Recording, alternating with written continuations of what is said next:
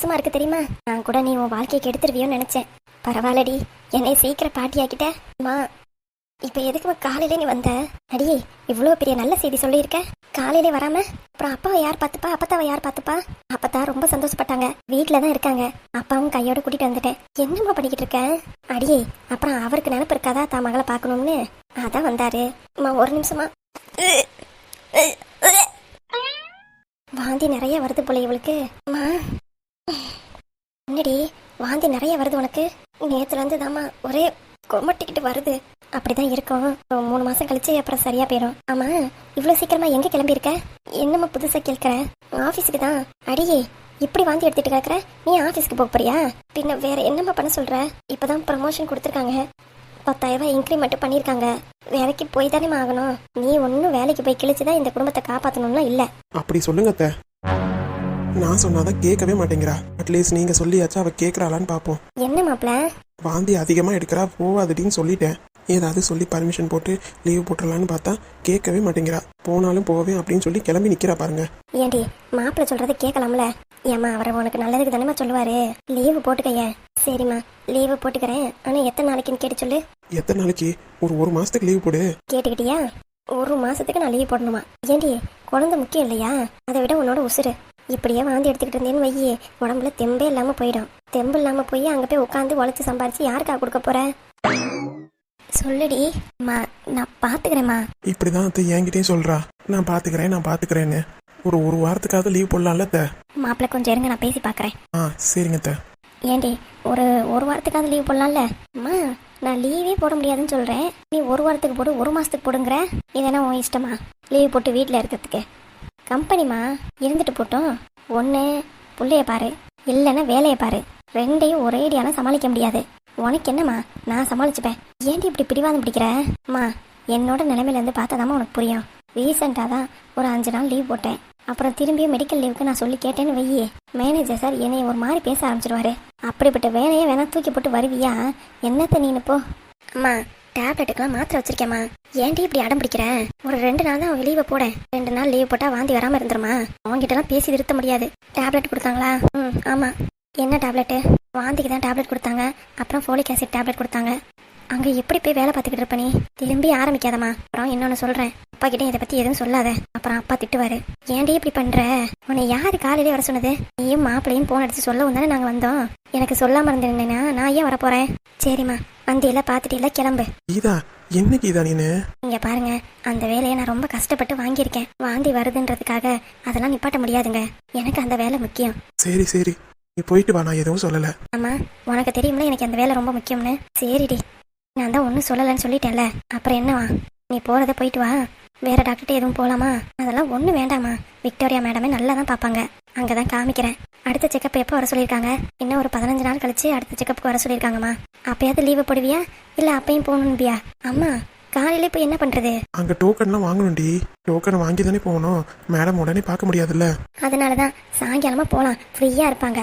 நீ கேட்கவே மாட்டியே. சரி விடுமா. அப்பா எங்க? அப்பா ஹாலில் உட்காந்துருக்காரு. சரிம்மா, இப்போ நான் வரேன். சரிடி. மாப்பிள்ள, அவளை பத்தி உங்களுக்கு தெரியாதா? கொஞ்சம் பிடிவாத குணம் ஜாஸ்தி. எனக்கு தெரியும், அவள் இந்த வேலையை வாங்குறதுக்கு எவ்வளோ கஷ்டப்பட்டான்னு. அதான் உடனே சட்டுன்னு விட்டுட்டு வரதுக்கு மனசு வரல போல. நீங்க வேணா ஆஃபீஸில் வேணா கேட்டு பார்க்குறீங்களா? எல்லாமே சொல்லிட்டேன், ஆஃபீஸ்லலாம் கேட்காதீங்க அப்படின்னு சொல்லிட்டா. சரி, அப்போ விடுங்க, என்ன நடக்குதோ பார்த்துக்கலாம். சரிங்க. நீங்க என்ன இன்னும் குளிக்காம நின்றுட்டு இருக்கீங்க? நீ கொண்டு போய் ஆபீஸ்ல விடலையா? இல்லடி, பைக்ல எப்படி? அப்ப இத்தனை நாளா பைக்ல தானே போயிட்டு வந்துட்டு இருந்தோம். இங்க பாருங்க அத்தான், கேஷுவலா இருங்க. கடவுளா பார்த்து கொடுத்துருக்காரு. கண்டிப்பா அந்த குழந்தைக்கு எதுவும் நடக்காது. நான் வண்டியிலே வரேன். நீங்க போய் குளிச்சுட்டு ரெடி ஆகுங்க. நான் போய் அப்பாவை பார்த்து பேசிட்டு வரேன். சரிடி. யாரு வந்து சொன்னாலும் கேட்க மாட்டேங்கிறா. சரி, போயிட்டு வரட்டும். துணியான துணி கிடக்கு. எவ்வளவு மடிச்சு வச்சாலும் தீரவே மாட்டேங்குதுப்பா. மலை போல குமிஞ்சு கிடக்கு. பெரியமா. என்னப்பா? பெரியமா, நான் ஹாஸ்பிட்டல் போயிட்டு வந்துறேன். ஓ, அந்த ஜீவாவை கூட்டிட்டு போறேன்னு சொன்னியா, அதுக்கா? ஆமா பெரியமா. சரிடா, பார்த்து போயிட்டு வா. அப்புறம்டா. சொல்லுங்க பெரியமா. உங்க அம்மாட்டையும் ஒரு 8 சொல்லிட்டு போடா. இல்ல பெரியமா, நீங்க சொல்லிக்கோங்களே. அடே, அவளுக்கு கோவமே என்கிட்ட மட்டும் சொல்லிட்டு போறியேன்னு தான். உங்க அம்மா தானே, போய் சொல்லிட்டு போ. இல்ல பெரியமா, அவங்க ஏதாவது ஆரம்பிப்பாங்க. ஆரம்பிச்சா என்ன, நீ எதுவும் பேசாத, வாயை மூடிட்டு சரிம்மான்னு சொல்லிட்டு வந்துரு. சொல்லிட்டு போறத சொல்லிட்டு போடா, அப்புறம் நையான்னு பேசிக்கிட்டே கிடப்பா. பெரியம்மா சொல்றத கேளுடா தம்பி. நேத்து வேற அவ்வளோ திட்டிவிட்ட. இன்னும் எந்திரிச்சு வரக்கானா? இல்லைன்னா டானு 7 மணிக்கெல்லாம் எந்திரிச்சு வந்துருவா. ரூம்லயே தான் கிடக்குறா. என்ன ஏதுன்னு ஒரு எட்டு பாருடா. சரி பெரியம்மா, நான் பார்க்குறேன். ஆ சரிடா. புள்ள ஏதோ பேசிவிட்டான், தான் அம்மாவை தான் பேசியிருக்கான். இருந்தாலும் அவனுக்கு மனசே கேட்கல. எவ்வளோதான் குடும்பப்படுத்துறாலும் தான் அம்மாவை விட்டு கொடுக்க மாட்டேங்கிறான். அவனும் என்னதான் பண்ணுவான்? பொண்டாட்டி பக்கம் நிற்பானா இல்லை அம்மா பக்கத்தில் நிற்பானா? 2 பேத்துக்கும் நடுப்புற பாவம் ராஜா தான் மாட்டிக்கிட்டு முழிக்கிறான். கொஞ்சம் செம்பா வெட்டி கொடுத்தாதான் என்னவா? பிள்ளைங்க சந்தோஷம் தான் நம்ம சந்தோஷம்னு நினைக்க மாட்டேங்கிறாளே. சே, இப்படி பிரிச்சு வச்சு அவளுக்கு என்னத்த சந்தோஷம் கிடைக்க போகுது? என்ன ஜென்மமோ தெரியல. சார் நான் சொல்றத கொஞ்சம் கேளுங்க. என் பையன் ஏதோ தெரியாம பேசிட்டான். அவன் பேசுனதுக்காக நான் வந்து மன்னிப்பு கேட்டுக்கிறேன். செம்பா, உங்களுக்கு புரியுதா இல்லையா? என் பொண்ணே வேணான்னு சொல்லிட்டா. மாப்பிள்ளையே நேரில் வந்து எனக்கு உங்க கல்யாணத்துல இஷ்டம் இல்ல, எனக்கு என் பொண்டாட்டி தான் முக்கியம், தயவு செஞ்சு இந்த கல்யாணத்தை நிறுத்திடுங்க அப்படின்னு சொல்லியிருக்காரு. அதுவே என் பொண்ணுகிட்டே வந்து சொல்லியிருக்காரு.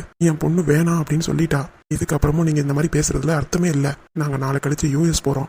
என்ன யூஎஸ் போறீங்களா? ஆமா செம்பா, நாங்கள் நாளை கழிச்சு யூஎஸ் போகிறோம். இங்கே உள்ள கம்பெனியை என் ஃப்ரெண்டு கிட்ட கொடுத்துட்டு நானும் என் பொண்ணு யூஎஸ் போகலான்னு இருக்கோம். தயவு செஞ்சு இனிமேட்டு எனக்கு கால் பண்ணாதீங்க. நான் சொல்கிறது உங்களுக்கு புரியும்னு நினைக்கிறேன். உங்கள் பையன் அவங்க ஒய்ஃப் மேலே உயிரே வச்சிருக்காரு. அவங்கள பிரித்து நம்ம என்னத்தை பண்ண போகிறோம்? ப்ளீஸ் புரிஞ்சுக்கோங்க சம்பா. இனிமேல் கல்யாண விஷயத்தை பற்றி என்கிட்ட பேசாதீங்க. சார் ஒரு நிமிஷம்.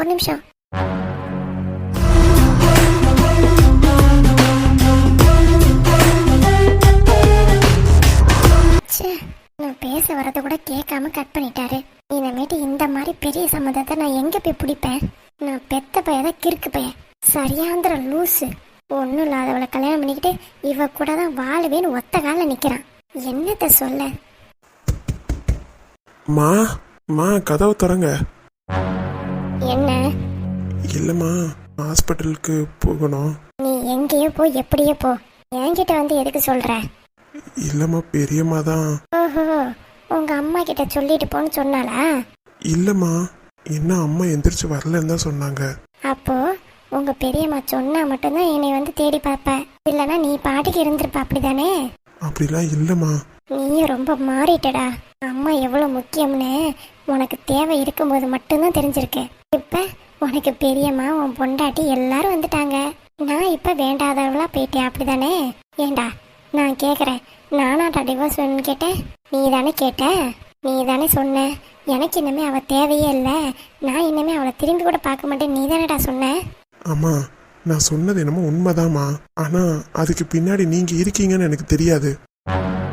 எல்லா பிரச்சனைக்கும் நீங்க ஒருத்தர் தான் காரணம். ஆமா, நான் தான் எல்லா பிரச்சனைக்கும் காரணம். இப்ப அதுக்கு என்ன பண்ணிடலாம்? நான் செத்து போயிட்டுமா? என்னம்மா லூசு மாதிரி பேசிக்கிட்டு இருக்கீங்க? கொஞ்சமாவது தப்பு உணர்ந்து பாப்பீங்கன்னு பார்த்தா பிளாக்மெயில் பண்ணி தான் என்னை வளர்த்தீங்க. இப்பயும் அதே மாதிரியே பண்றீங்க. என்னைக்குமே நீங்க மாறவே மாட்டீங்களா? ஆமாண்டா, பிளாக்மெயில் பண்ணி தான் உன்னை வளர்த்தேன். எங்க நீ என்னை விட்டுட்டு போயிருவியோன்ற பயம்தான். கடைசியில் அது நடந்துருச்சுல்ல. உனக்கு என்னைய காட்டிலும் உன் பெரியம்மாவும் உன் பொண்டாட்டி தான் முக்கியம். மா, அப்படிலாம் இல்லம்மா. இப்போ உன் பெரியம்மா சொல்லி தானடா என்னை வந்து பார்க்க வந்த? இல்லைன்னா நீயா வந்து அம்மா என்ன ஏதுன்னு பார்க்க வந்திருப்பியா? அம்மா மேல அக்கறை இருந்தா தானே. நான் எக்கேடு கெட்டு போனா உனக்கு என்ன? எவ்வளோ ஒருத்தி சொல்லிட்டாலாம் வந்து பார்க்குறான் அவரு. நீ வந்து பார்க்கலன்னு யார் அழுதாப்ப? எவ்வளோ பெரிய நல்ல வாழ்க்கையை இழந்துட்டு நிற்கிற. சி, உன்னையெல்லாம் பார்க்கவே பிடிக்கலடா. கொஞ்சமாவது திருந்திருப்பீங்கன்னு நினைச்சேம்மா. ஆனா என்ன பண்ணாலும் நீங்களாம் திருந்தவே மாட்டீங்க. நான் இப்போ எதுக்கு வந்தேன்னா, ஹாஸ்பிட்டலுக்கு ஜீவாவை கூட்டிட்டு போறேன். உங்ககிட்ட சொல்லிட்டு போலாமேன்னு தான் வந்தேன். ஓஹோ, எதுக்கு என்கிட்ட வந்து சொல்லிட்டு போனோம்? உனக்கு தான் அம்மா பெரியம்மா தானே, அந்த பெரிய அம்மா கிட்டே போய் சொல்லிட்டு போ.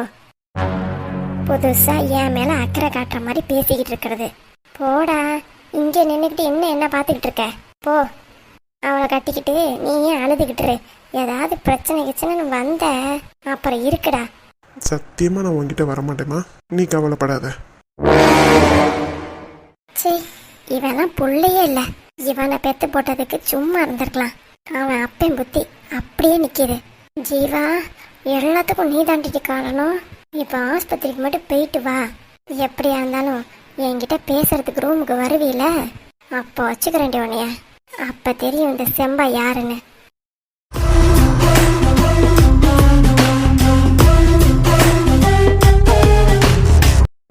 அப்புறம் மாப்பிள்ள, கஸ்தூரி எங்க போயிட்டா? கஸ்தூரி காய் வாங்குறதுக்கு மார்க்கெட் வரைக்கும் போயிருக்கா. அவளுக்கு விஷயம் தெரியாதோ? எனக்கே நீங்க சொல்லிதான் விஷயமே தெரிஞ்சது. அப்புறம் எப்படி அவளுக்கு தெரியும்? ஓ ஆமா ஆமா. ஏங்க மச்சான், நீங்க வேலைக்கு போகல? இன்னைக்கு ஆஃப் டே லீவ் போட்டிருக்கேன். உன்னை பார்க்க வரணும்ல. அப்புறம் வரல நீங்க சொல்லிட்டீங்கன்னா சே நான்லாம் அந்த மாதிரிலாம் சொல்ல மாட்டேன். வேணா உங்க தங்கச்சி வேணா அப்படி சொல்றதுக்கு வாய்ப்பு இருக்கு. வானே. வாத்தா. எப்பனே வந்த? இப்பதாம்மா வந்தேன். என்னம்மா நல்லா இருக்குல்ல? ஒன்றும் பிரச்சனை இல்லைல்ல? அதெல்லாம் ஒரு பிரச்சனையும் இல்லம்மா. இங்க சின்னம்மாவை கொண்டு வந்து விடுறதுக்காக வந்தியா? இல்லம்மா. என்ன காலையில வந்திருக்க? என்னென்ன விசேஷம்? விசேஷம் உங்க வீட்டுல தான். என்னது என் வீட்லயா? ஆமாமா. என்னென்ன விசேஷம் எனக்கு தெரியாம? என் மக மாசமா இருக்கா.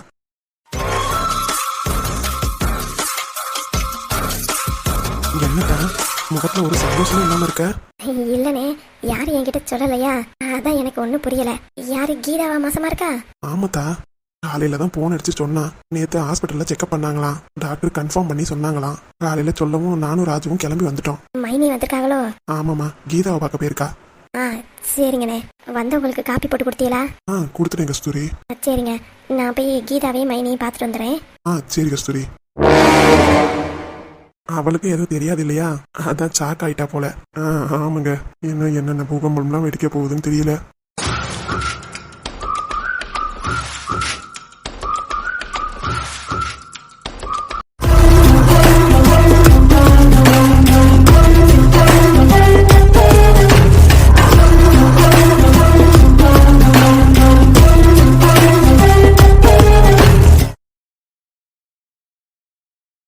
உங்க குடும்பத்துக்கு மட்டும் வாரிசு படந்துருச்சுன்னா அப்புறம் நீங்க அந்த புள்ள காலிலே தான் விழுந்து கிடக்கணும். இதுதான் எழுதப்பட்ட விதி. இதை யாராலையும் மாத்த முடியாது. சாமி, இதுக்கு வேற ஏதாவது வழி இருக்கா? அப்படி ஒரு வழி இருக்கணும்னா ஒண்ணு அந்த குழந்தை பிறக்கவே கூடாது. ஆனா அப்படியே மீறி பிறந்துருச்சுன்னா கண்டிப்பா நீங்க உங்க மருமக காலடியிலே தான் கிடக்கணும். இதுதான் எழுதப்பட்ட விதி.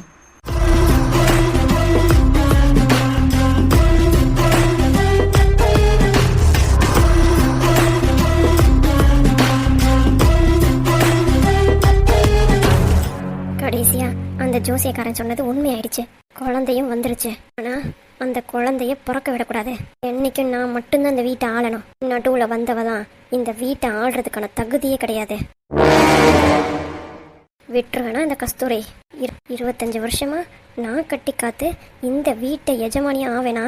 இவ ஒரு 6 மாசத்துல என் பையனை கல்யாணம் பண்ணிட்டு வந்துட்டு இந்த வீட்டுக்கு பெரிய ராணி மாதிரி இருப்பாளா?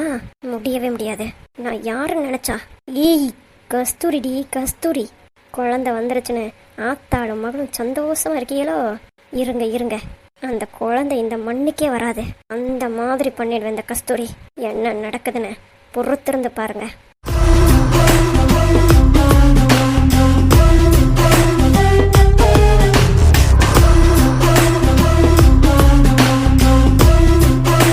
கஸ்தூரி எப்போ வந்த? அடச்சி, என் வீட்டுக்கு வந்துட்டு என்னையவே நீ கூப்பிடுறியா? என் வீட்டுக்கு வந்துட்டு நான் தானே உன்னை கூப்பிடணும். நானே உன்னை கூப்பிடாம அசிங்கப்படுத்திட்டு இருக்கேன். நீ கூலா இருக்கியோ? அது வேற ஒண்ணும் இல்ல, மக மாசமாயிட்டால அந்த ஏத்தம் தானே. என்ன பேசுற கஸ்தூரி? என் மக யாரு? ஓ மருமக தானே. அவ யார சுமக்கிறா? ஓ வீட்டு வாரிசு தானே சுமக்கிறா. போது நிறுத்து. எப்படி எப்படி ஓ மக எனக்கு மருமகளா? அன்னைக்கு ஆஸ்பத்திரியில நடந்ததெல்லாம் நான் மறந்துட்டேன்னு நினைக்கிறியா? அதெல்லாம் நான் என்னைக்கும் மறக்க மாட்டேன். என் மகனுக்கு கட்டி கொடு அப்படின்னு சொல்லி கேட்டதுக்கு ஓ மகனுக்கும் என் மகளுக்கும் ஏணி வச்சா கூட எட்டாது. என் மக என்ன படிப்பு படிச்சிருக்கா? ஓ மகனுக்கு எதுக்கடி நான் கல்யாணம் பண்ணி கொடுக்கணும் அப்படின்னு தானே பேசுனேன்.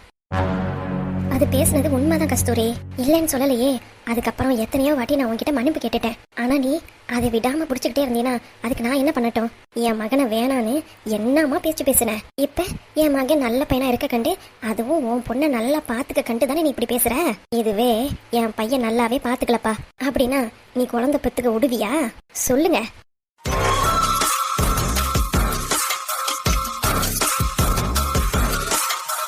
என்ன பேச்சையே காணா? அதைத்தான் நானும் இப்ப பண்ண போறேன். என்ன பண்ண போற? உன் மக கர்ப்பமாயிட்டான்னு நினைச்சுதானே நீ இவ்வளவும் பண்ணிக்கிட்டு இருக்க.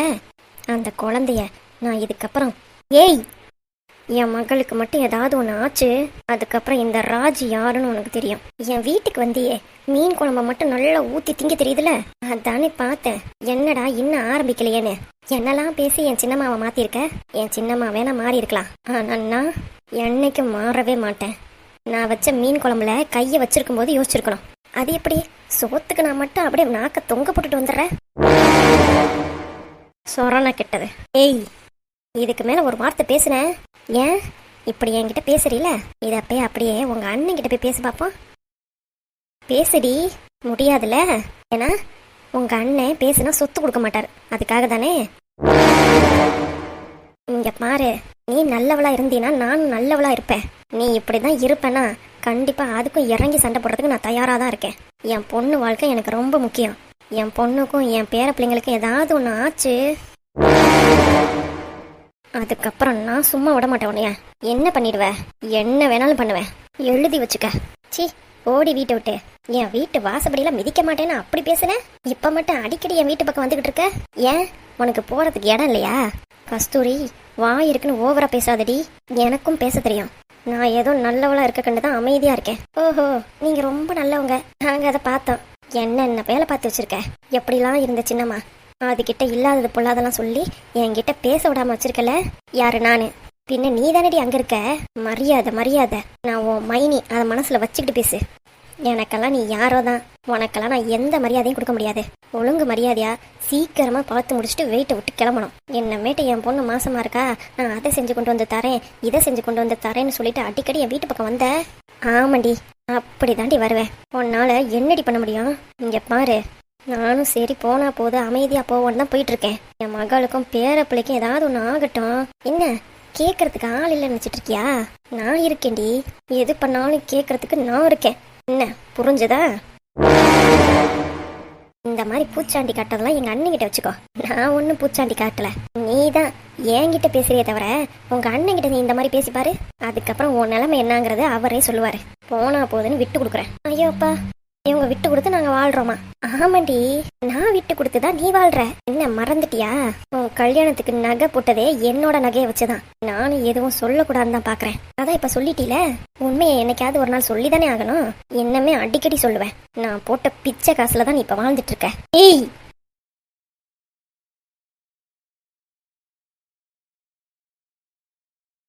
சும்மா கத்துறத நிறுத்து.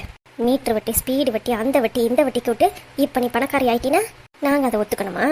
பாரு, பார்த்துக்கிட்டே இரு. என் பேர பிள்ளைங்க பிறக்கும் போது நீ அப்படியே உருமாறி நிக்கிறியா இல்லையான்னு மட்டும் பாரு. என்னவ அப்படியே அந்த ஜோசியக்கார சாமி சொன்ன மாதிரியே சொல்றா? ஒருவேளை இவளும் வந்து கேட்டிருப்பாளோ? என்ன ரொம்ப பயந்துட்ட போல? அதனாலதான் குழந்தைய பெத்துக்க கூடாதுன்னு நினைக்கிறியா? அதெல்லாம் ஒண்ணும் இல்லையே. எனக்கு தெரியுண்டி உன்னைய பத்தி. எப்படிக்கு என்ன மாதிரி பேசுவ, என்ன மாதிரி நடப்பங்கிறது எனக்கு நல்லாவே தெரியும். இந்த பாரு, என் பொண்ணோட கருவை கலைக்கிறேன், அதை கலைக்கிறேன்னு ஏதாவது நீ பண்ணிக்கிட்டு இருந்த அப்புறம் நான் சும்மா இருக்க மாட்டேன். ஆஞ்சு போடுவேன், ஆஞ்சு. பொம்பளையாமா பொம்பளை.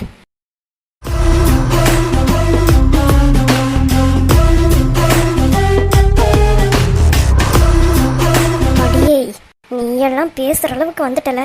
இருக்கட்டும் டி, இருக்கட்டும். என்ன ஏதுன்னு நீ பொறுத்திருந்த பாரு.